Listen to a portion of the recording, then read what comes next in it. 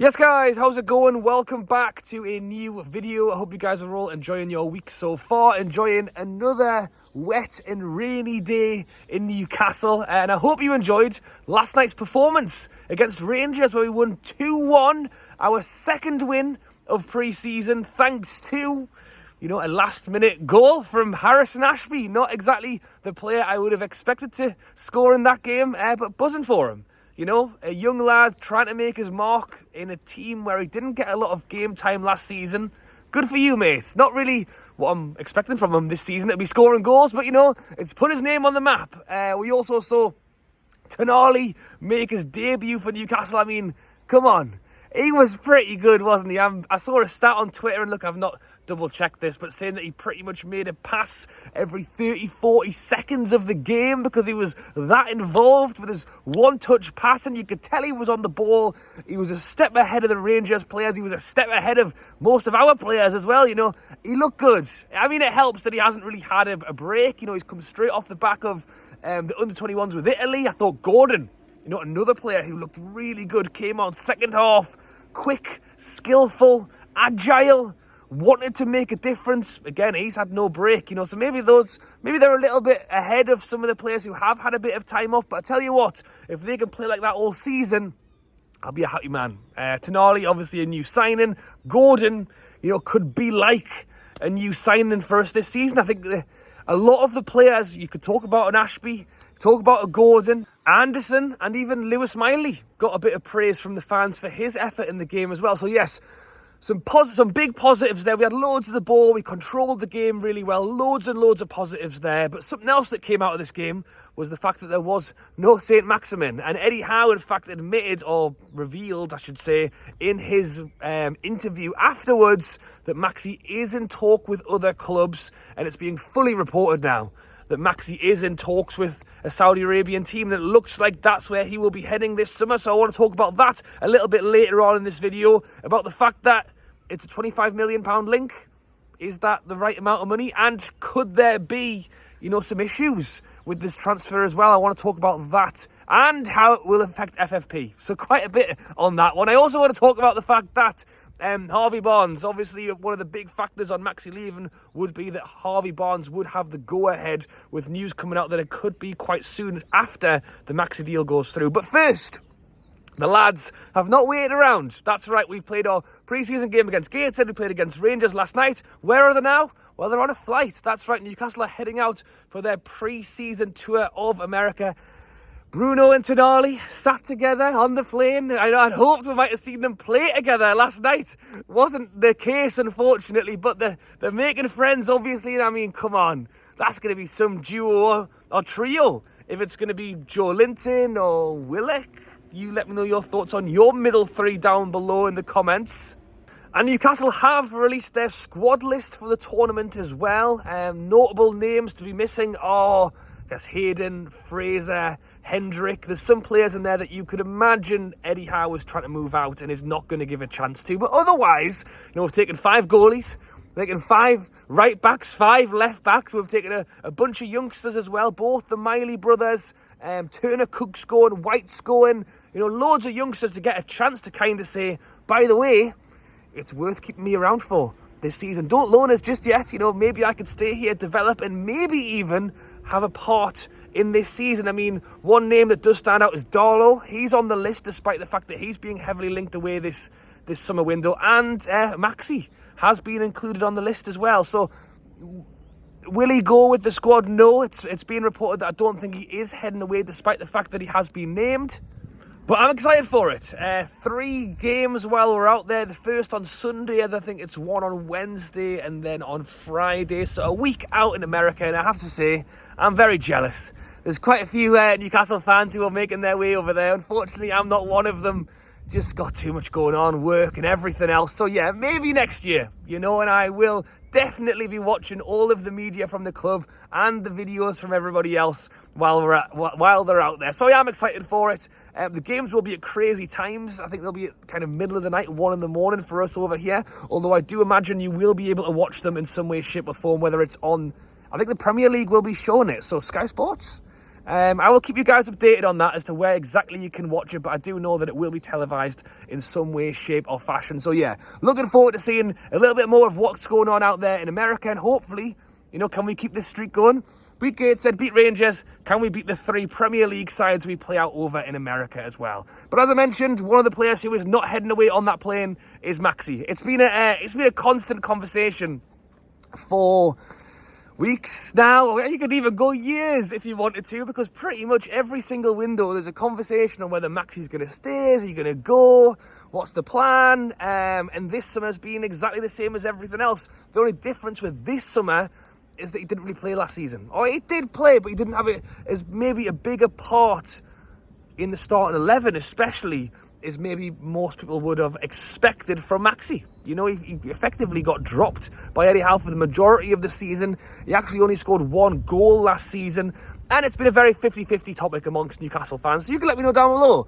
Do you want to see Maxi stay? Is it a player that you do not want to let go? Or, you know, are you happy for Maxi maybe to move on if it means bringing other players into the club? And I think one of the big things is the price point being reported is around 25 million, which I think is a lot of people are saying is quite low.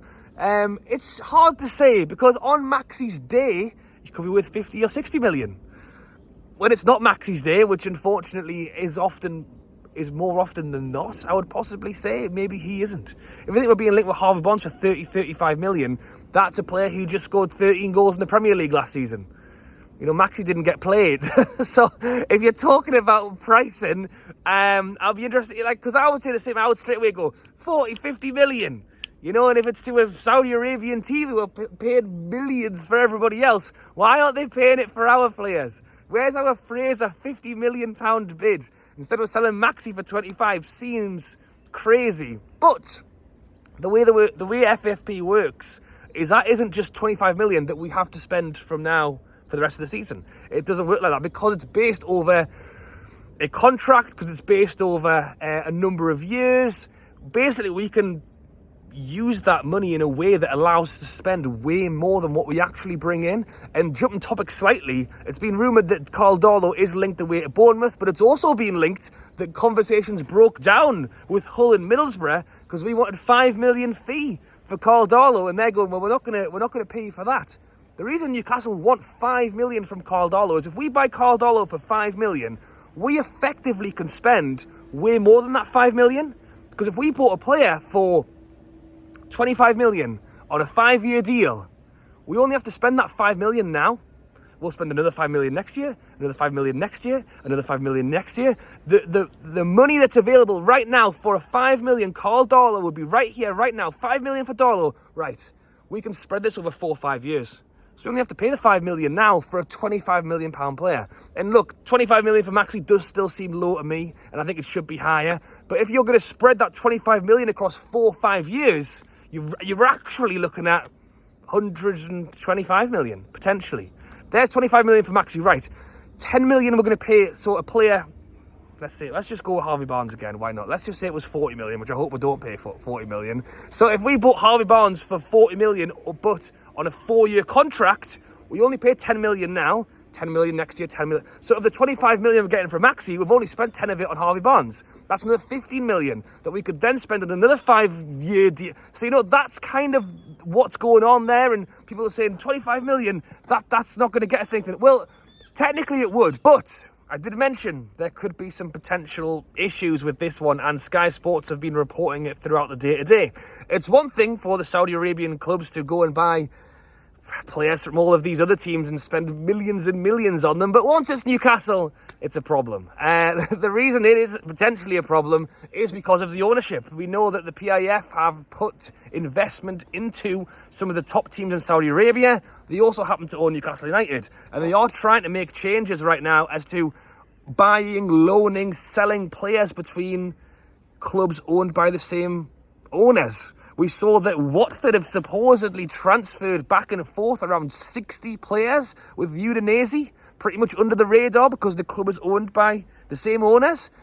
Because Newcastle has these links, people are now questioning whether that will be a problem or not. I don't imagine they would have allowed it to get to this point if it was going to be a problem. You can even look at the fact that PIF have investments into Chelsea part owners, Clear Lake, and they have let players go to Saudi Arabia as well. So why wasn't that questioned? But that's just something to be aware of. I also wonder as well, is this £25 million fee a way of trying to keep it under the radar?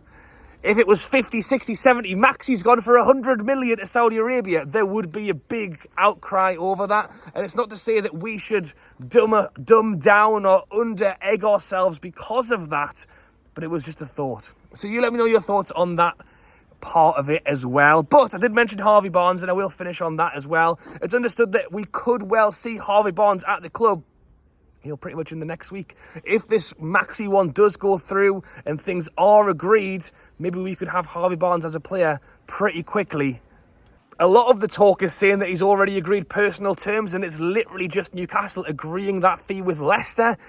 Will Leicester now play it and try and say, well, actually, now that you do have a bit of money, maybe we'll add an extra 5 or 10 million onto that one?